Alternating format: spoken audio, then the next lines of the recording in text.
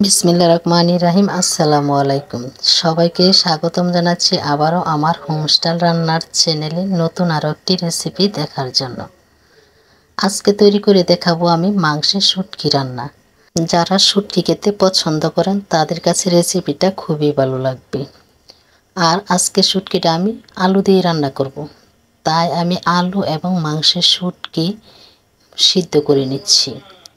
আজকে মাংসের শুটকিটা আমি মাটির চুলায় রান্না করে দেখাবো। এদিকে আমি আলুগুলো ভালোভাবে সিদ্ধ করে নিয়ে হাত দিয়ে ভালোভাবে চটকিয়ে নিয়েছি, আর শুটকিগুলো ভালোভাবে সিদ্ধ করে নিয়েছি। আর এই শুটকিগুলো এখন আমি শিলপাটায় একটু ছেঁচে নিব। এভাবে শুটকিগুলো ছেঁচে নিতে হবে। আর এই মাংসের শুটকি রান্না করতে গেলে মাংসের সবগুলো উপকরণ এই শুটকিতে ব্যবহার করতে হবে। আর এই মাংসের শুটকি খেতে ভীষণ মজা লাগে। যারা শুটকি পছন্দ করেন তারা অবশ্যই রেসিপিটি ভালোভাবে দেখে এভাবে শুটকিটা রান্না করে খেতে পারেন। এভাবে শুটকি রান্না করলে খেতে ভীষণ মজা হয়। এভাবে সবগুলো শুটকি আমি ভালোভাবে ছেঁচে নিয়েছি। ছেঁচে নিয়ে হাত দিয়ে ঝুরি ঝুরি করে নিয়েছি। এখন চলে যাব রান্নার কাজে। চুলায় একটি কড়াই বসিয়ে দিয়ে দিয়েছি সরিষার তেল। এখানে আপনারা চাইলে সয়াবিন তেলটাও দিয়ে দিতে পারেন। তেলটা গরম হইলে এখানে দিয়ে দিয়েছি তেজপাতা, লং, এলাচ, দারচিনি এবং গোলমরিচ। এগুলো কিছুক্ষণ ভেজে নেওয়ার পর দিয়ে দিয়েছি পেঁয়াজ কুচি। এখানে পেঁয়াজ কুচিটা একটু বেশি করে দিতে হবে। আর এই পেঁয়াজগুলো আমি ভেজে নেব। পেঁয়াজটা কিছুক্ষণ ভেজে নেওয়ার পর পেঁয়াজের কালারটা একটু পরিবর্তন হলে এখানে আমি মশলা অ্যাড করব।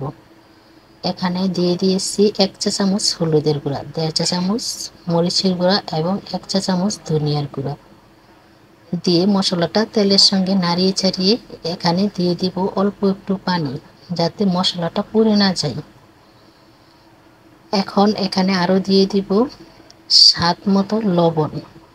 আমি এখানে 1 চা চামচ লবণ দিব, কম হলে পরবর্তীতে আবারও দিব। দিয়ে দিয়েছি 1 চা চামচ আদা পেস্ট, 1 চা চামচ রসুন পেস্ট এবং 1 চা চামচের উপরে পেঁয়াজের পেস্ট। পেঁয়াজের পেস্টটা দিলে তরকারির ঝোলটা একটু ঘন হয়। আর দিয়ে দিয়েছি 1 চা চামচ ভাজা জিরার গুঁড়া আর 1 চা চামচ গরম মশলার গুঁড়া। এখন সবগুলো মশলা আমি ভালোভাবে কষিয়ে নেব। মশলাটা ভালোভাবে কষালে তরকারিটা খেতে অনেক মজা হয়।